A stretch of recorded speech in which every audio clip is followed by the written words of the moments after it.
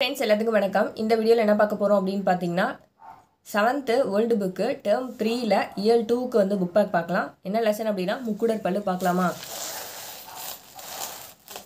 First question பாருங்கள். கோடிட்ட இடத்தை வந்து நிரப்ப சொல்லியிருக்காங்க. மருதூரில் வீற்றிருக்கும் இறைவன் டேஸ் அப்படின்னு கேட்குறாங்க. மருதசீர். 3 ஆறுகள் சேரும் இடம் தான் என்ன சொல்கிறாங்க, முக்கூடல். 3 ஆறுகள் சேரும் இடம் முக்கூடல். அடுத்தது என்ன லெசன் அப்படின்னா தமிழக விளையாட்டுக்கள். கொஷின் பார்க்கலாமா. கோடிட்ட இடத்தை நிரப்புக.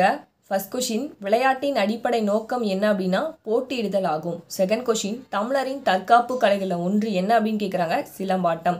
தேர்ட் கொஷின் முல்லை நிலத்தில் ஏறு தழுவுதல் என்னும் வீர விளையாட்டு நடைபெற்றது. அடுத்தது பொறுத்துக்க பாருங்க. விளையாடுவோர் விளையாட்டை வந்து கொடுத்துருக்காங்க. ஆடவர் அப்படின்னு பார்த்தீங்கன்னா ஏறு தழுவுதல்.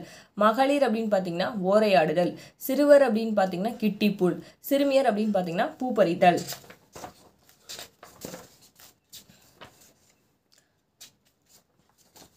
அடுத்தது நமக்கு வந்து லாஸ்ட்டாக தான் புக் பேக் வந்திருக்கோம். இங்கே பாருங்கள். கா சோலை, தா கொடு, தை திங்களோட பெயர். பா அப்படின்னா பாடல், வா அப்படின்னா வருக, ஆ அப்படின்னா பசு. லாஸ்ட் பேஜில் புக் பேக் பாருங்கள்.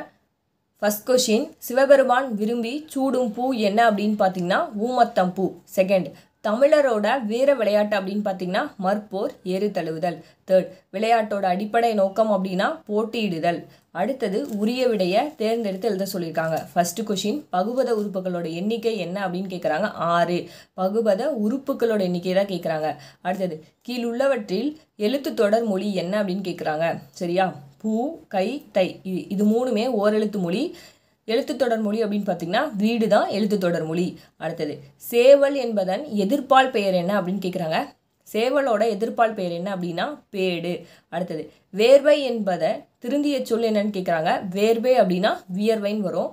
அரசனை குறிக்கும் ஓரெழுத்து ஒரு மொழி என்ன அப்படின்னா கோ தான். அரசனை குறிக்கும் ஓரெழுத்து ஒரு மொழி கோ.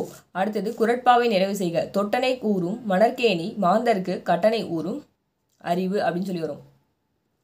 தொட்டனை தூறும் மணற்கேணி மாந்தருக்கு கட்டணை ஊறும் அறிவுன்னு சொல்லி வரும். தேங்க்யூ.